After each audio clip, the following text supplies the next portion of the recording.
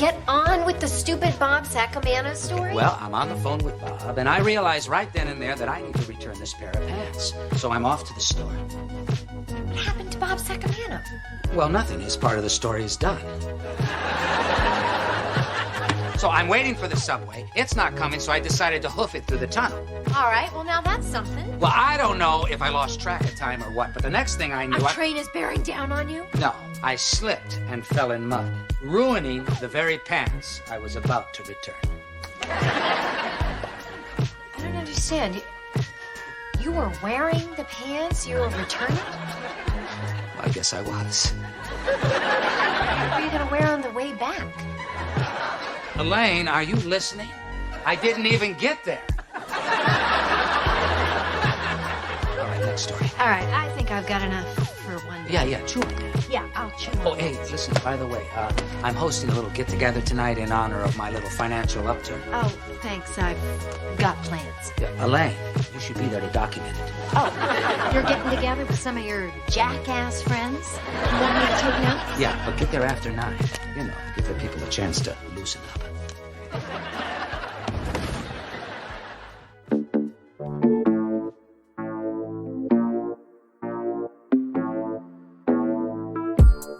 Hey, what's up, everybody? This is Dave. Thanks for joining Bob and I for our podcast, Thriving in Dystopia. And even though we always try and be professionals, sometimes we swear. So just know that going in. You've been so kind and generous. I don't know how you keep on giving. For your kindness, I'm in debt to you.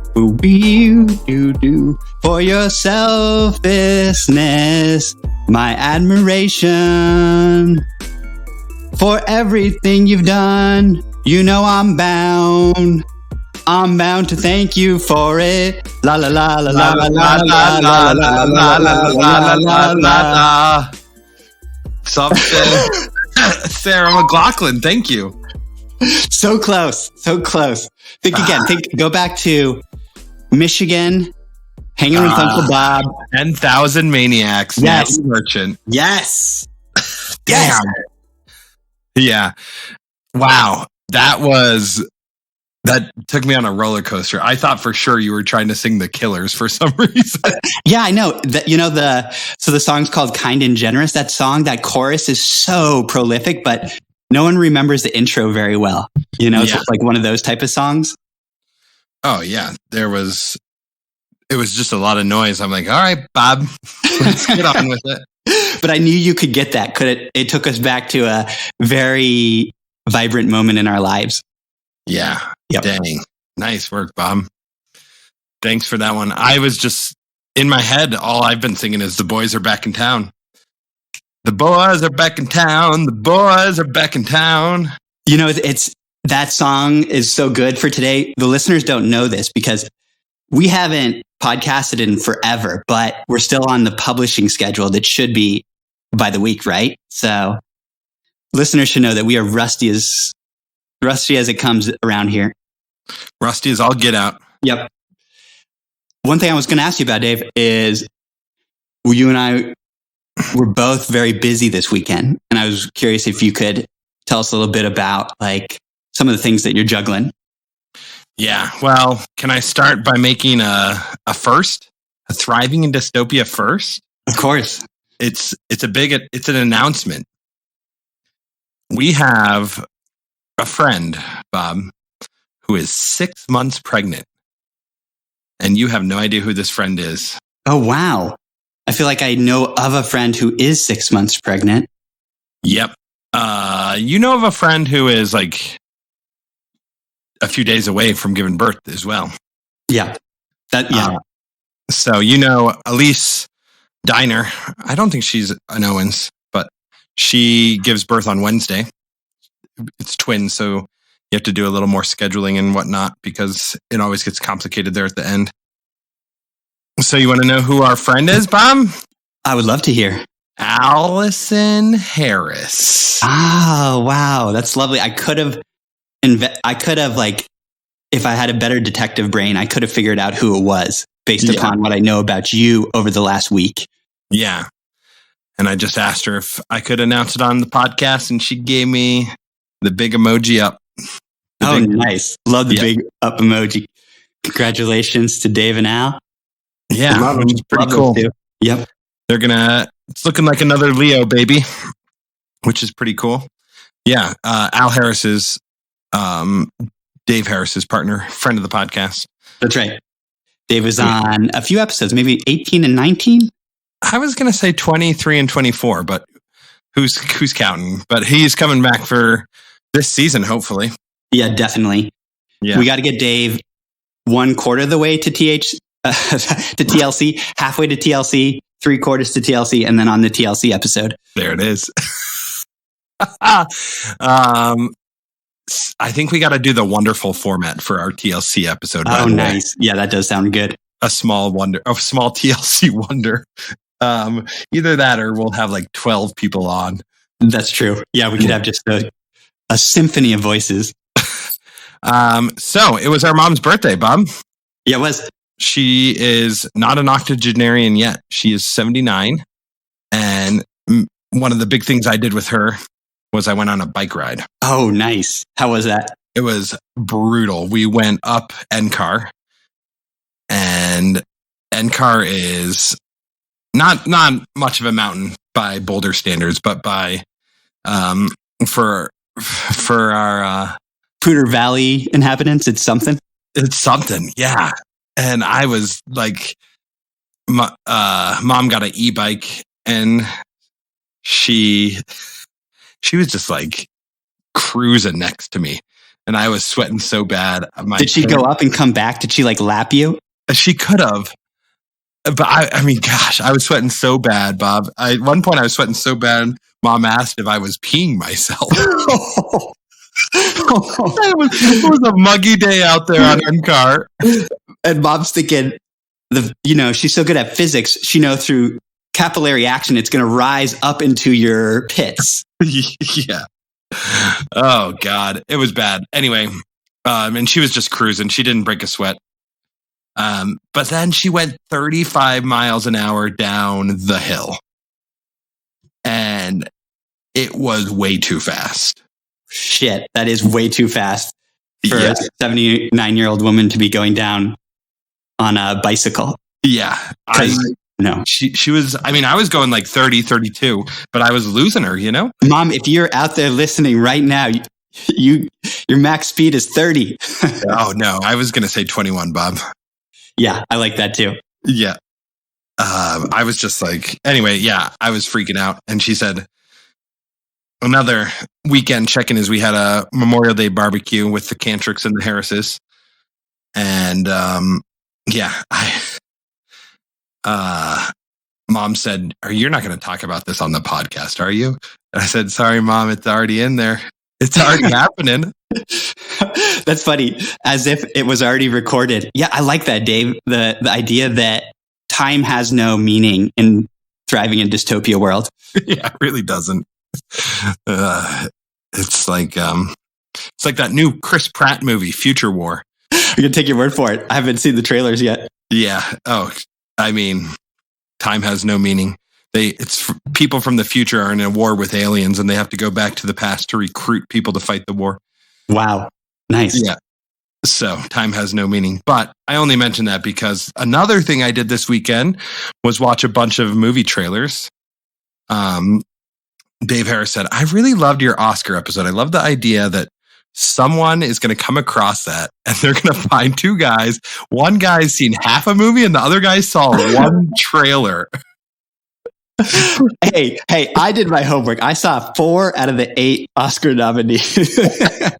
And I was supposed to be the shitty guy, Yeah, I really blew it. I saw 2, maybe 3 trailers. I watched one during the podcast. At one point in life, you watched every single movie on the IMDb top 250. Yeah. That's who I thought I was dealing with. Yeah, that was me. That was a younger me. Now I just watch The Circle and make bold predictions about Courtney. Haven't seen it. No spoilers. Good. I'm still working on it myself. Good. Yeah, I got one more thing to check in about. Please. It feels like a Seinfeld moment So I ordered we're going to a wedding in Cleveland, and it's just hard to dress for weddings these days. You know what I mean? Because they have the website, the Black Tux, and that's great. And maybe some people own like a black tux already. But I was like, oh man, like once you're all in with one of these outfits, you're spending like $200 or $300. And I'm like, you know what? I'm just going to buy a suit. I'm not going to buy a tux. I'm going to buy a nice black tie suit. And I ordered 2 different sizes off the Men's Warehouse website. Neither of them fit. And so I was going out to return them and go to Men's Warehouse because I was like, oh, this is just such a nightmare. Spent $600, got to return all these suits. And on my way out, I decided to go run. I was like, I better go check for eggs on the chickens. And I was going out, and it's raining really bad here. And I just slipped and went flying into the mud. Oh, man. And I was absolutely tip to tail covered in mud, but my suits were fine. No way. Yeah. How did that work?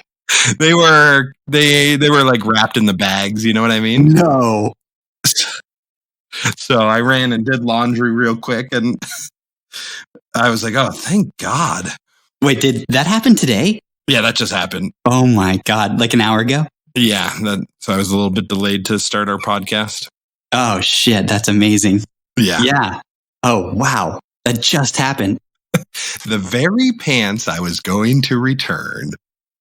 Oh, that is that's how you introed this. A total Seinfeld moment. Yeah. I'll have to find that clip for our intro this week. Oh, that'd be good. That's perfect. Yes. The Jay Peterman story, buying stories off Kramer. Exactly. Yeah. Oh, anyway, man. Bob. Yeah, sorry. I know you had more of an intro. You didn't know I was gonna launch into all that. No, that's what I wanted. Because I knew we were juggling a lot coming to this episode. I was curious what the balls were up in your air. Yeah. Yep. What do you got going on? Well, I just got back from a camping trip, and it was really excellent. It was really good to be on this little thing called a vacation for the first time in 19 months, maybe not quite that many, since last February 2019. And Kiki and I went to a little place called Mendocino Grove, which is basically like glamping. They have little tents that are already made. But it still felt amazing. And Mendocino's so far out there. It's 5 hours away from where we live, 5 hours north. And there's still so far to go to even get to the Oregon border. I thought about our trips to visit you when you lived in Southern Oregon. And I had been through that little town of Mendocino with Mom back in 2014, I want to say, when Mom and I visited the Sweeney sisters, which, oh man, it'd be great if the Sweeney sisters listened to the podcast, but I don't think they do. But maybe I'll send them this episode.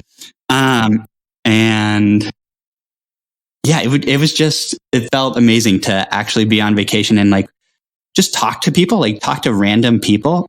One of the employees at the campsite, and then this tour guide in Mendocino. And yeah, they're both characters for sure. The tour guide was huge curly hair and huge curly beard, and it was all white. He's an old guy. And he was just when we got into there, he was chatting the ear off this other couple. And then they sort of slipped by him. And then he got hold of us, and he was just chatting our ears off. This man could have been talking 24 hours about the town of Mendocino, one of those types. But that's cool. That's what you want when you're a traveler. And he told us that Pomo are the indigenous people to that area, and they had to deal with colonization well, I guess Russian travelers, Spanish colonization, Mexicans, Americans. So the Pomo I've seen a lot. And I guess that's actually a redwood foresting village, and it built a lot of San Francisco back in the 19th century. Yeah. Yeah. Little Mendo trivia for y'all. Mendo. Yeah. And Mendo is half wine country, half weed country. Right. So there's so many vineyards. And then there's like, I know there's a lot of grow places. I don't know where, you don't see those, but they're there. Right. It's like the southern dot of the Green Triangle, right? Yeah, exactly. And it's like the northern dot of the wine country. Yeah, exactly.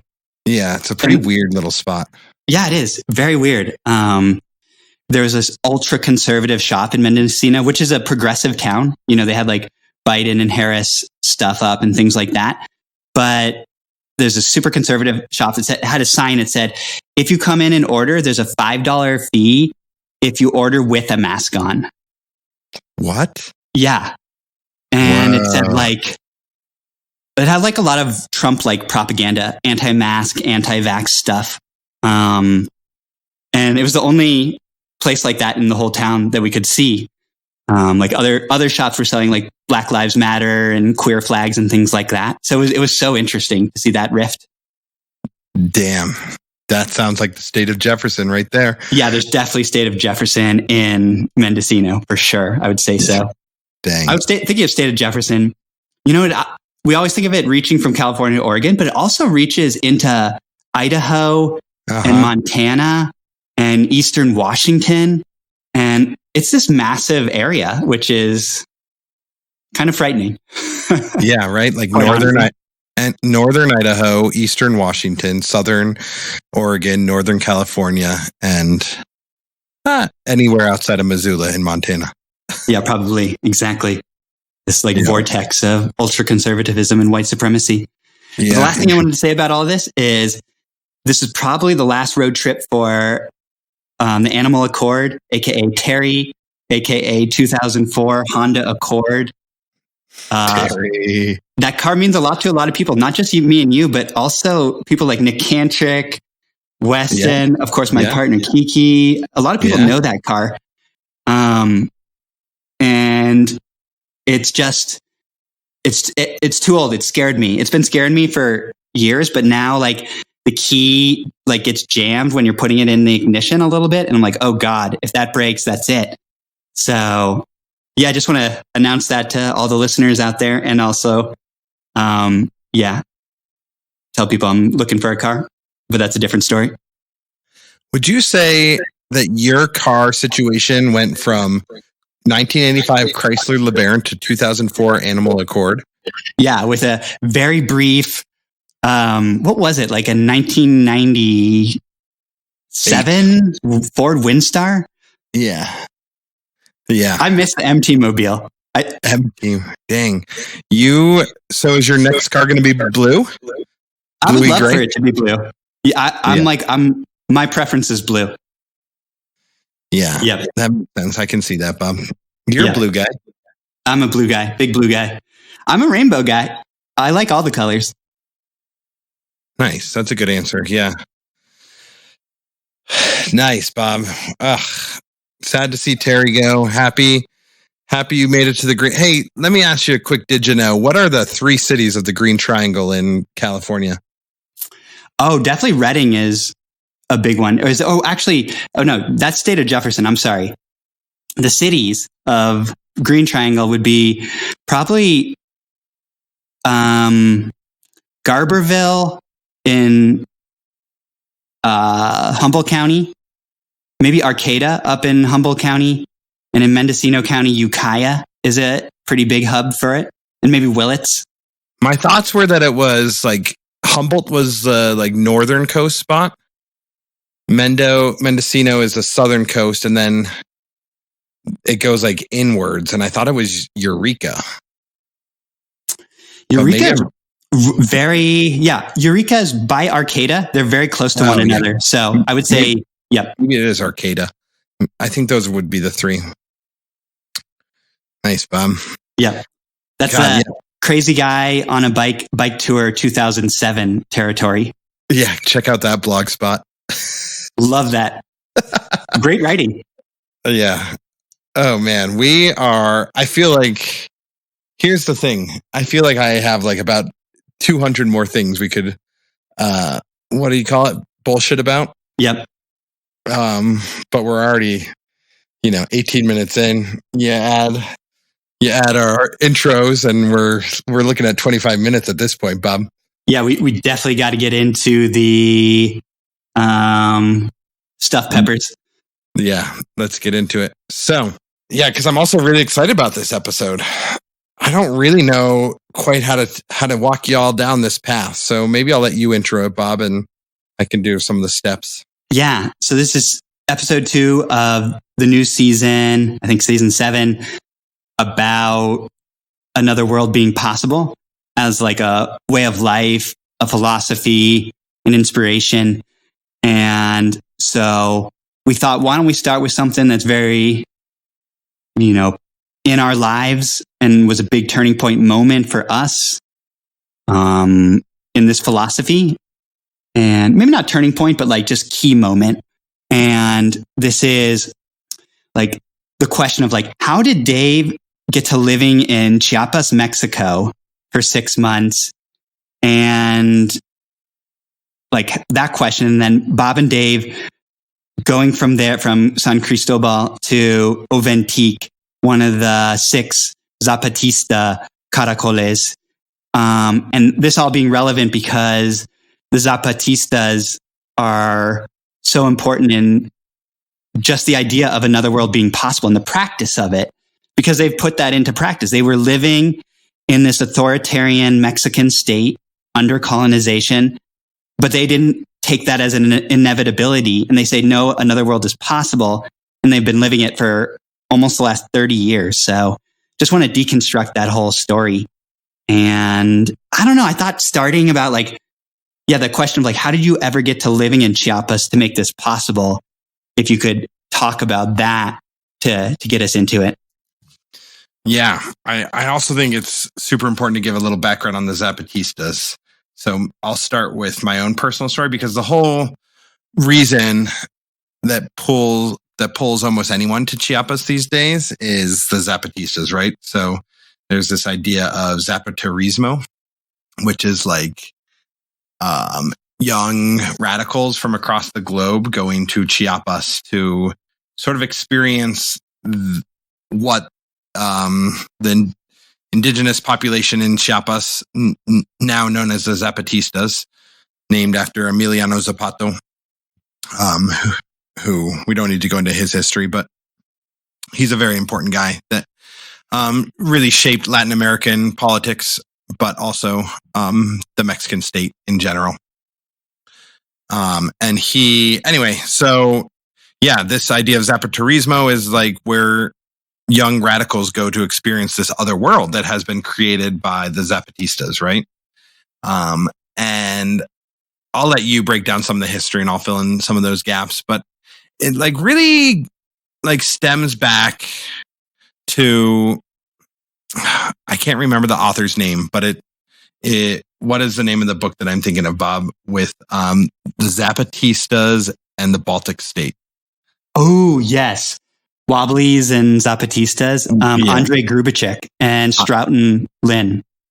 Yeah, exactly. So Grubacek is like a Baltic guy, and the Baltics are in a very similar position to the Zapatistas, right? So they've been like fighting since before Clinton, but they came into like the American mind frame during the Clinton years, and sort of like taking this idea of like the Baltic states and finding a sense of, just like this rebellion and freedom that they created. And they had some successes, but some serious setbacks too. And so Grubacek looked deep into like successful anarchist movements for this book that he was writing, called The Wobblies and the Zapatistas, where he sat down with, what's his name, Bob? The other guy? I always forget it, but something like Stroughton Lind. Yeah. And that guy is like, he's like a scholar on like the Wobblies, which, go back and listen to Dan Cantrick on poetry if you want some more wobbly knowledge. I think that's episode 42? Yeah, something like that. Yeah. Probably earlier than that. 37. Bit earlier. Yeah. Anyway, so that was like a defining moment. And I got pulled to that book through our work at Left Hand Books. And we would, Left Hand Books is a defunct anarchist bookstore that ran for 30 years out of Boulder, Colorado, and shaped a lot of young minds in the Boulder scene. And brought a lot of people together in a lot of good ways. Props to Mean Gene. Anyhow, and I think I'd listened to, there's this another guy, David Barsamian, who does a radio show that I am forgetting the name of. What's his show called? Yeah, Alternative Radio. Yep. And he's been doing that in Boulder for 30 years. Anyways, big hero of the 1960s leftist movement. And also a fan of shopping at the farmer's market when I used to work there. Oh, that's right. Yeah, you guys had a few conversations. Oh, it was always great to see Barsamian coming to the Black Cat food stand. That's right. I would just load them up with seconds on tomatoes. Like, come on, Barsamian. You know you need these. Keep that fuel going, bud. It's an amazing connection. Dave Maisler working for Black Cat Farms, 2008. That's good knowledge. So, anyway, there was always like really great talks. He would just put like really, you would be listening to these shows and just learn about like really new ideas on thinking. And I think that's how I first got turned on to Groove Check, and then the Zapatistas in general, and Noam Chomsky talking about the Latin American rebellion and how, at the time, South America, the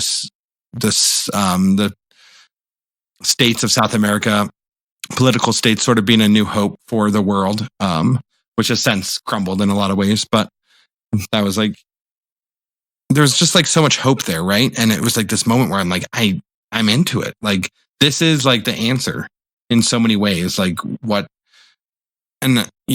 we've like since come to a better understanding, but like it was like a strong leftist movement, the new Latin America. And, that book was just like, this is it. Like, what's happening down there, in Chiapas, and, it's just hard to like say everything. So I'll let you talk for a little bit too. Yeah, it's reminding me what you're talking about around how you were really focused for a good while on Latin American politics. Because I hadn't remembered that it's actually for you definitely extended into Venezuelan politics. And you and Nick were going to go live in Venezuela in 2008 or 2009. Serious planning went into that. The trip didn't happen, but you guys made a lot of serious steps. I think I was a little bit more focused on maybe Mexican. You and Nick were really into Venezuelan politics. So hats off to the two of you for sure. And the Zapatistas were, for me, we all kind of got into them through both Left Hand Books and then listening to Rage Against the Machine, right? Oh, yeah, of course. Another big influence. They're so connected to the Zapatistas. So I remember we got into Rage in 1999-ish, and the Zapatistas led their revolution in 1994, or started it in 94, and the insurrection as well. I think when we were younger, teenagers, I still think we were influenced by them through music, through Rage. So I think they just felt like, yes, like the Zapatistas, I've loved them. I don't really know that much. Like early on in the 2000s, we're like, we don't really know that much, but we know we need to know more, and we need to learn, and we need to know that, because there's something there that just seems amazing, and magical. And it really is. I would just say also that, there's lots of us, like you said, that Zapaterismo. A lot of leftists in the United States are like, I need to go visit Chiapas, because they're sort of like romanticizing. I would say I romanticize the Zapatistas for sure. But I'd also ask you, an interesting turn is like, there's a lot of folks like me and others, but you actually made it down there, which I think is a pretty profound next step. And I wonder if you could tell us a little bit about that. Can we give the history of the Zapatistas a little bit? Oh, yeah. A little bit more since 94. Yeah, there is. I remember Mom's friend Namino gave us a book and I read most of it, like this cultural anthropology of Chiapas. And it talks about how the revolution was being built for at least 25 years before 94 through churches, through liberation theology, through what was happening in Nicaragua and throughout Central America in the 1980s, the Sandinistas and the guerrilla fighters in El Salvador and other places as well. And then also, so that was always already there, but then Marcos and others come, I think they know that. And Marcos and others, these are like Northern Mexican, like middle class academics. I wouldn't say Northern Mexico. I guess I feel like Mexico is broken up into three spots, right? Northern Mexico, Southern Mexico, and Ciudad Mexico. Oh, you're right. No, I shouldn't say that. But I think the reason I use the term is that's what the Zapatistas called them, or the indigenous people, because they're all north of Chiapas. Right, which is true. Like anyone that's like, it's very different, right? So like Chiapas, like is very close to the Guatemalan border. It borders Guatemala, right? It's very far south, and the roots are Mayan as opposed to like the rest of Mexico. Not the rest, obviously, but like the majority of the rest of Mexico being Aztec, right? So like, it's like Mayan. It's like rooted in Mayan traditions. So like, but I feel like anyone from DF or what's now called Ciudad Mexico is like, and the word is Chilango. Someone from there is like very much apart from Northern Mexico. Northern Mexico is much more like Texas, right? It's like Tejano. Yeah, Northern Mexico. Like, yeah, what people from DFA would call Northern Mexico is definitely like where you studied, in Monterrey, Tamaulipas. Yeah. Yeah. Not Tamaulipas. The one next to Tamaulipas. Yeah, Nuevo Leon. That's it. Yeah. Puro Duranguense. Durango's there too. Yeah. Anyway, sorry. I don't mean to slow your roll too much because we could do a whole episode on Mexico history probably, but. Yep. Yeah. Oh, so let's see. Zapatista. So that's all like the fertile soil for revolution to eventually go to an insurrection. And we should say that the academics like Marcos and others were totally humbled. Some of them left. Marcos himself was like, I had all these ideas how I was going to lead the revolution, and I was so wrong. And I got like the indigenous 500 years of fighting colonization, that he's like, I want to follow that, And so that's a beautiful part of Marcos being like, I like this elitism that got served, but then Marcos also like learning and him using his privilege, which I feel like in a revolutionary way. So anyways, that's a little bit of an aside. The Zapatistas were able to like hold off the Mexican government for, there's a lot of interesting history, like fighting and,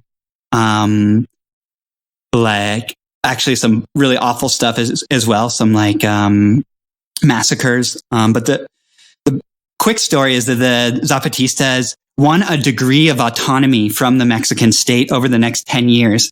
And they they don't have full support amongst the indigenous people, but they have very widespread support in Chiapas. And they've established these 6 caracoles, snail shells, which are like these sort of political structures for Zapatista society, where there's like spiraling out, very like centered in non-hierarchical and very interconnectedness, like indigenous cosmologies.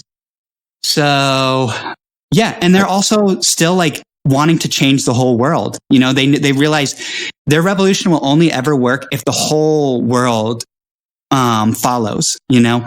So, I mean, they've had so much important solidarity to like Palestine and the Black Panther, like, or Black struggles in the United States and around the world, and other places too. So, yeah, I mean, that's where we sort of like when you entered Chiapas, the Zapatistas had been around for a long time, and in this sort of détente with the Mexican state and the paramilitaries, like the right wing forces that threaten Zapatistas as well. Yeah. And one more thing, that the Zapatistas are really into education. So their schools, they have like conferences and schools and spreading this like radical education around the world is a part of their, their philosophy. Yeah. I'll just say one more thing about the Caracoles is like they are like a structure that is based on like these, you know, it's nebulous in a lot of ways, but it is like the idea that like there are families that make up a community, and those communities make up like a greater township, and those townships make up a Caracole, right? And it could be like 300 families and, you know, a bunch of little townships and then, or communities, and then, you know, like 7 or 8 townships, and then that makes up the Caracol, right? And then all the Caracoles together make up the majority of Eastern Chiapas, right? So like Chiapas is broken down the middle, and like not broken, but like you can imagine it down the middle, like a line down the middle. And the town of San Cristobal de las Casas, where, or also known as San Cris, is like where Julie and I spent the majority of our Chiapas time. And that sits, it's a pretty important spot because it's like you travel all the way up the mountains, get to the peak, and that is where San Cris sits. And on one side you have La Selva, like the Lacandan jungle, and on the other side you have like the lowlands, right? Yeah. And the lowlands is where the majority of people have always lived. And it is like a much more hospitable spot, you know, and the Caracoles make up the majority of the Lacandan jungle, or maybe not the majority, but like that is like, it's mostly under Zapatista control. When I think that dynamic is an important dynamic. The Zapatistas didn't create the family units. They didn't create the communities. Those were like indigenous created, and they've been around forever, right? And another super, super important thing to mention is that the Zapatista movement is directly connected with indigenous rights, but it's also connected with the rights of women, who have been the struggle of women in subservient role in Mexico, but like in particular in these indigenous communities. And it's like through the work of the women, and like most people have heard of like Subcomandante Marcos, and I know that name very well. And I, you know, there are, but like the people that have like pushed the movement have been these like little Mayan women, right? That have like been powerful and have, you know, so, like I read a book about the voices of the women, and I'm not going to remember any of their names, which is a shame. But I think Imelda is one. I think the one that I know the best is Comandante Ramona. Oh, Ramona. Yeah. Yeah. Anyway, these little women who have experienced a ton of trauma in their life and been empowered through the movement and stepped up into these roles of like, I mean, that is in a lot of ways, it's like it's a matriarchal culture, but it's been like taken over by the European patriarchy, right? But anyway, it's just an important note. And I feel like the Zapatista movement would not have existed without these women that have been so well spoken and educated themselves and educated the world. So yeah, and it is like, it's really touchy, right? Because, you know, the Mexican government has brought tanks and paramilitary and guns and into the jungles, right? And in a lot of ways, it's just like this idea of like the EZLN, the Zapatista army, is like known for their masks, right? They're like black ski caps, and that is like gives so much power because it's like you're part of a team and you're also faceless, and it's like such a beautiful, easy thing to do that has been like an empowering thing. But there has been bloodshed, there has been like battles, and like it's not like it's like a revolution. It's not just like a rebellion. It's not just like reform. It is a serious revolution that has been like fought for 20, 30 years now almost. Yeah. So we go down to San Cristobal, and it's like it's booming because of this Zapaturismo that's happening, right? There's like 5 or 6 language schools in this tiny little town. There's like this like there's like all this like vegan food and like spots for what you would see in like a San Francisco like schwanky eatery, so it's like this really mixed bag. But then you also see like graffiti from just like these like feelings of like revolutionary, like the revolution is still here and happening, right? So you're at this like battleground spot, and I don't know. I guess the reason I mention that is because yes, the Zapatistas are like open to the world, and they know that this revolution needs to be shared. If another world is ever going to be possible, they know that it needs to be shared. But it's also like, it's not just like an open, like, hey, come on in. Like, yeah, it's so great to have your energy here. It's like, you can talk about the checkpoint a little bit, Bob. Yeah. I'll take us back a step and just go back to like our journey to Oventic and what that was like. So you were living there for about 4 months. So you had a pretty good lay of the land in San Cris. And I came and visited you with Mom. We had a great trip. Mom and I flying down, meeting up in, I think it was Dallas. Anyways, you and I made the plans to take a day to go to Oventic. And after you introduced me to San Cristobal, which I really love. I love that city. I just got such good vibes from it in every way. And the Zapatistas have a little shop there where they're selling like bandanas and balaclavas, books, posters, things like that, which was fun. And got me really wanting to go to Oventic. So we caught one of those like truck buses. What are those called? I think they're called combis, right? Yeah, that's right. But I don't know exactly what the word combi comes from. Combinación. But yeah, maybe that's like a name for a type of vehicle, like half bus, half car. Yeah. So you catch your combi, which are like, or maybe they're also called colectivos. I don't know, but like they're little. They were. That was the other word. Anyway, yeah. So reminds me of urbano. Yeah. But anyway, so you catch the collective. Yeah. Because we got to get urbano listening to the podcast. Yeah, you'd be real interested.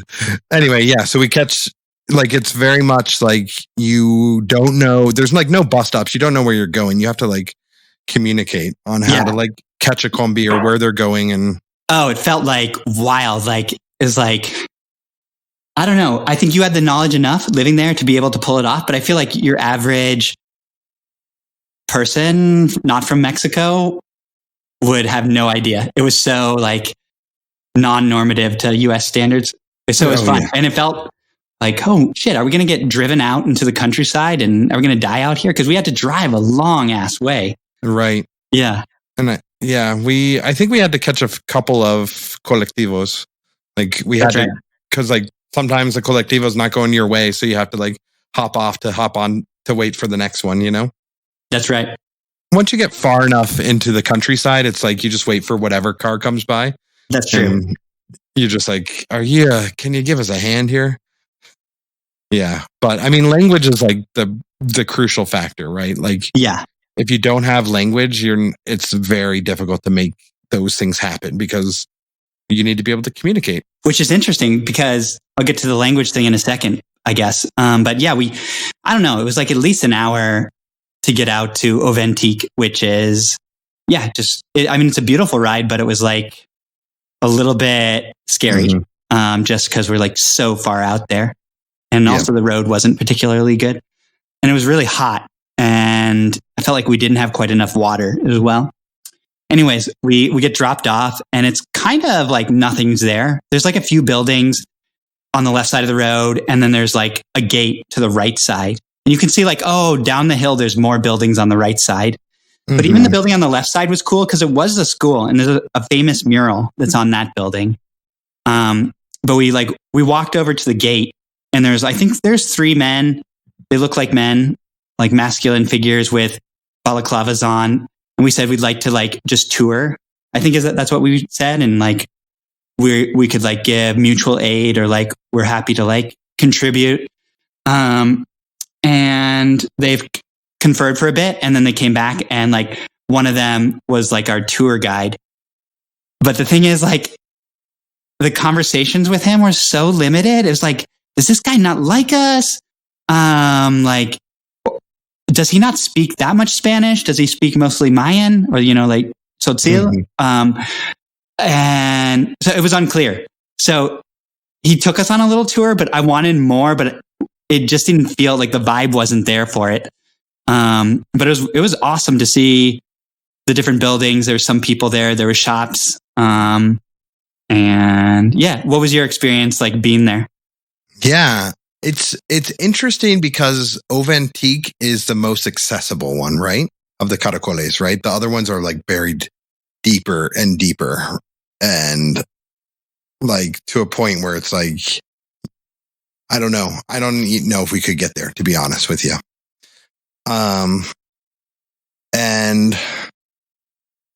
But I don't know. Anyhow, so it's also, it was interesting just to enter the community. They took our passports and like,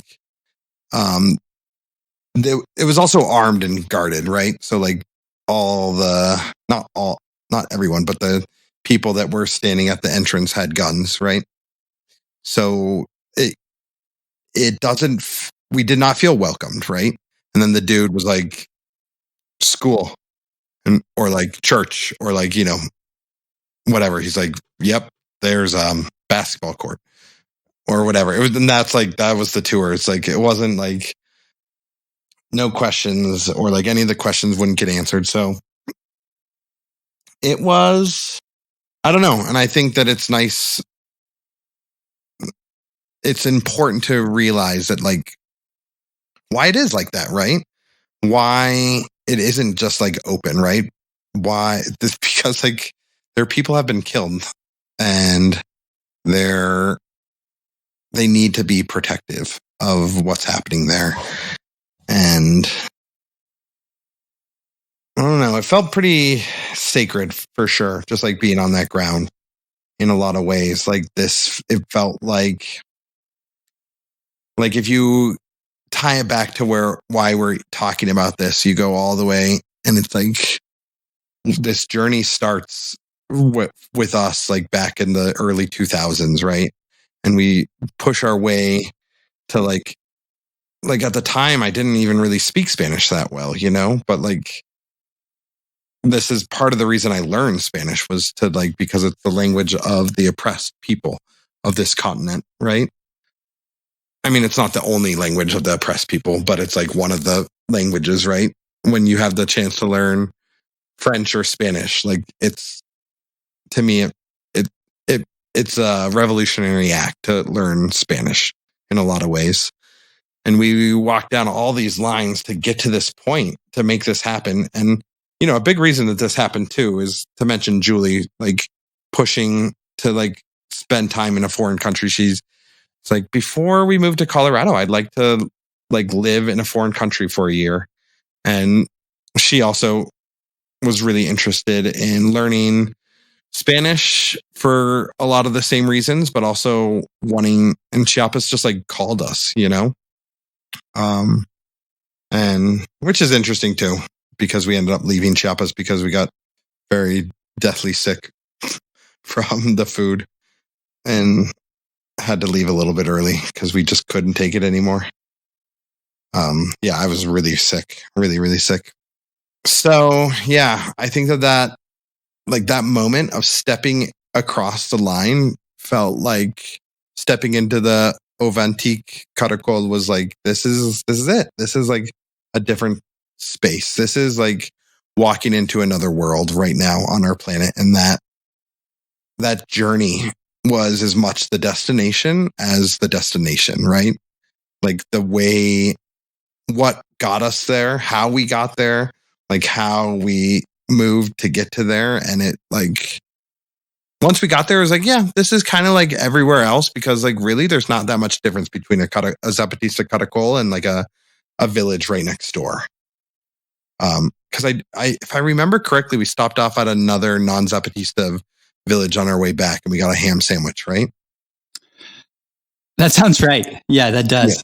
We ate at a little plaza in the middle of nowhere while we were waiting for our... Yes, but do you know that little town was San Andreas, where the like very famous accords between the Zapatistas, the EZLN, and the Mexican government, like in 98 or something, were signed.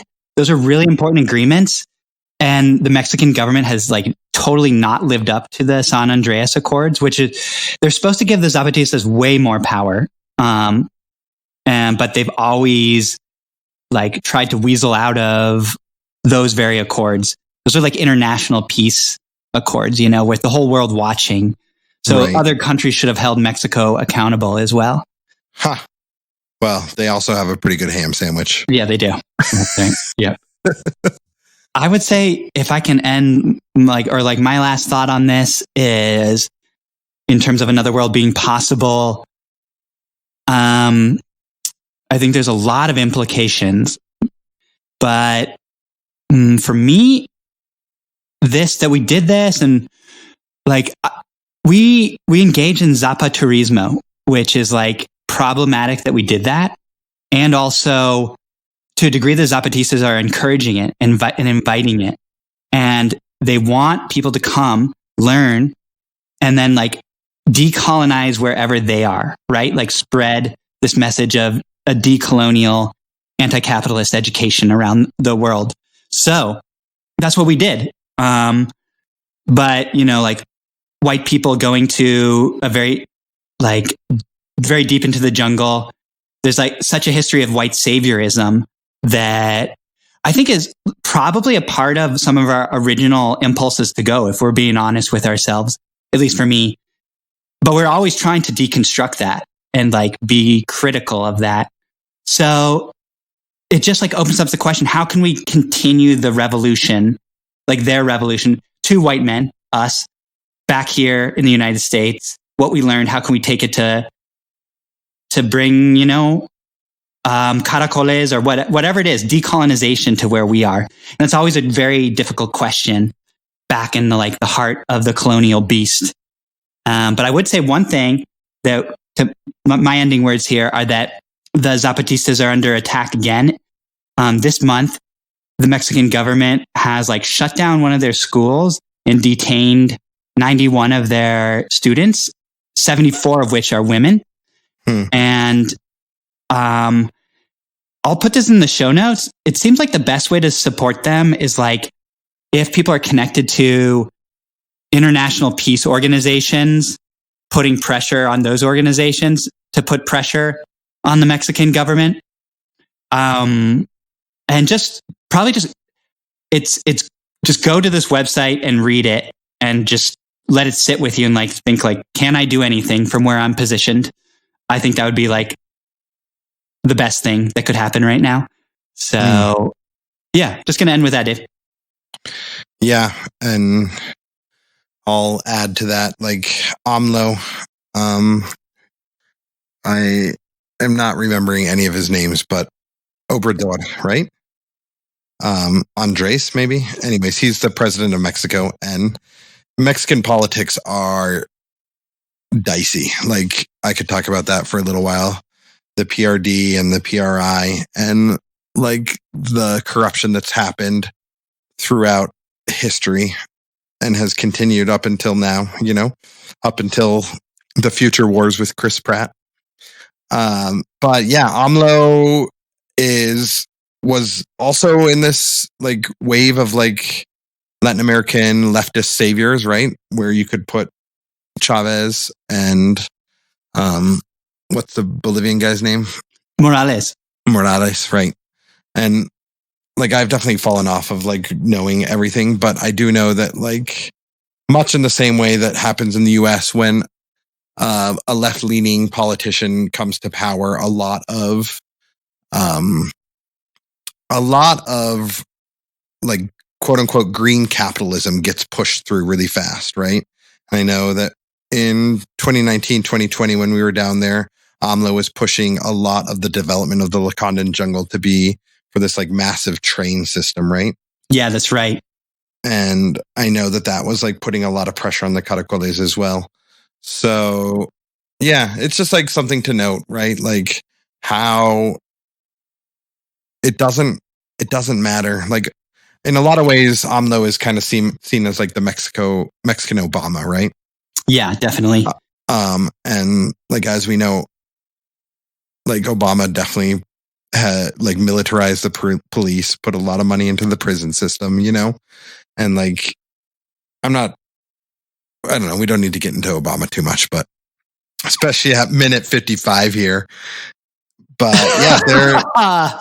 yeah, there's a lot that could be done, and that idea of taking the community mentality and bringing it to our communities is really important. And like, maybe that thing like of interconnectedness, Zapatistas hold that so deeply within them. And if people in the United States, white people especially, saw themselves as interconnected with the rest of the world, things would radically change, I think. Yeah.